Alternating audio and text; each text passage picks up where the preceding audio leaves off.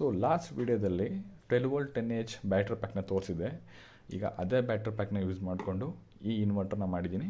So ಈಗ ಈ ಇನ್ವರ್ಟರ್ದು ನಿಮ್ಗೆ ಎಕ್ಸ್ಪ್ಲೈನ್ ಮಾಡ್ತೀನಿ. ಸೊ ಈ ಇನ್ವರ್ಟ್ರಲ್ಲಿ same 12V 10Ah battery pack, inverter board, so transformer, ಇದು 12012 5 amps, ಇದು 100W ಇನ್ವರ್ಟರ್ ಸರ್ಕ್ಯೂಟ್ ಬೋರ್ಡು, ಇದು ಸ್ಕ್ವೇರ್ ವೇವ್ ಜನ್ರೇಟ್ ಆಗುತ್ತೆ, ಸೈನ್ ವೇವ್ ಅಲ್ಲ, ಮತ್ತು ಬ್ಯಾಟ್ರಿ ಲೆವೆಲ್ ಇಂಡಿಕೇಷನ್ನು. ಸೊ ಇದು ಬ್ಯಾಟ್ರಿ ಲೆವೆಲ್ ಇಂಡಿಕೇಷನ್ಲಿ ಚಾರ್ಜ್ ಎಷ್ಟಿದೆ ಅಂತ ತೋರಿಸುತ್ತೆ. ಸೊ ಇದರಲ್ಲಿ ಫೋನ್ ಕೂಡ ಚಾರ್ಜ್ ಮಾಡ್ಬೋದು. ಇದು ಕಂಪ್ಲೀಟ್ ಕೇಬಲ್ಲು ಕಂಪ್ಲೀಟ್ ಮಾಡಿ ಸ್ವಿಚ್ ಆನ್ ಮಾಡಿದ್ರೆ ಸೊ ಫೋನ್ ಕೂಡ ಚಾರ್ಜ್ ಆಗುತ್ತೆ. ಫೋನ್ ಬೇಡ, ನಾವೊಂದು 9W ಈ ಟ್ಯೂಬ್ ಲೈಟ್ ಯೂಸ್ ಮಾಡ್ತೀನಿ ಅಂತಂದರೆ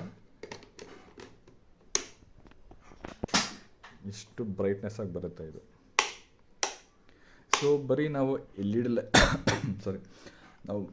ನಾವು ಎಲ್ ಇ ಡಿ ಲೈಟ್ನ ಯೂಸ್ ಮಾಡ್ತೀವಿ ಅಂತಂದರೆ ಅರೌಂಡ್ ಒಂದು 4 to 5 hours ಕಂಪ್ಲೀಟ್ ಬ್ಯಾಕಪ್ ಬರುತ್ತೆ.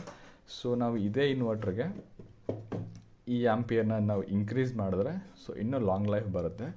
ಇದು 100W ಇನ್ವರ್ಟರ್. ಇದರಲ್ಲಿ ಫೋನ್ ಚಾರ್ಜ್ ಮಾಡ್ಬೋದು, ಲ್ಯಾಪ್ಟಾಪ್ ಚಾರ್ಜ್ ಮಾಡ್ಬೋದು.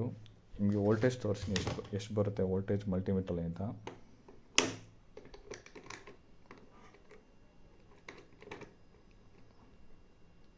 ಹ್ಞೂ 200 AC ವೋಲ್ಟೇಜ್.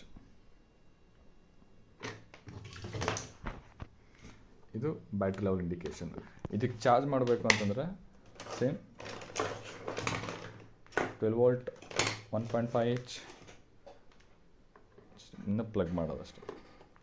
ಪ್ಲಗ್ ಮಾಡಿದ್ರೆ ಇಂಡಿಕೇಶನ್ ತೋರಿಸಿ. ಇದನ್ನು ಕಂಪ್ಲೀಟ್ ಸೋಲಾರ್ ಬೇಸಲ್ಲಿ ಮಾಡ್ಬೋದು, ಕಂಪ್ಲೀಟ್ ಸೋಲಾರಲ್ಲೇ ಚಾರ್ಜ್ ಮಾಡ್ಬೋದು. ಇದನ್ನು ರಿಮೋಟ್ ಸ್ಟೇಷನಲ್ಲಿ ಈಸಿಯಾಗಿ ಯೂಸ್ ಮಾಡ್ಬೋದು. 4 to 5 hours ಕಂಪ್ಲೀಟ್ ಬ್ಯಾಕಪ್ ಬಂದೇ ಬರುತ್ತೆ. ಸೊ ಇದು ಈ ವಿಡಿಯೋ.